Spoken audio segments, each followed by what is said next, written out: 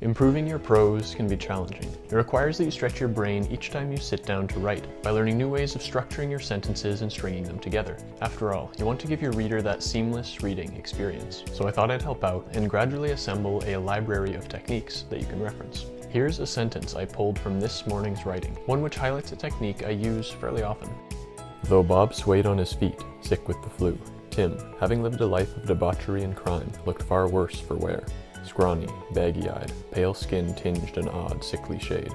What I want to draw your attention to here is my use of the colon to expand upon the statement, Tim, having lived a life of debauchery and crime, looked far worse for wear.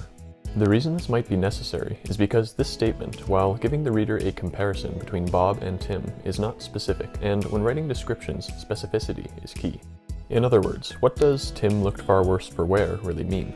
This colon gives you, as the writer, the opportunity to provide the reader with a more specific and evocative description, and allows you to do it without starting a new sentence.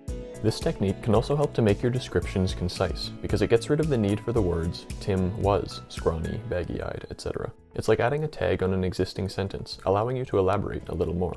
Instead of comparing two characters, you can also begin your sentence with a simile, like so. Tim looked like a man rolled out of the gutters, only to have fallen back in. Scrawny, baggy-eyed, pale skin tinged an odd, sickly shade. As a writer, this is your choice to make, a choice that depends heavily on the context surrounding the description. And I'm sure there are many other sentence structures which could benefit from tagging on an elaboration via colon. Comment below if you can think of one. Anyway, I hope you find this technique useful. Give it a try next time you sit down to write, and be sure to tune in next week for another writing video.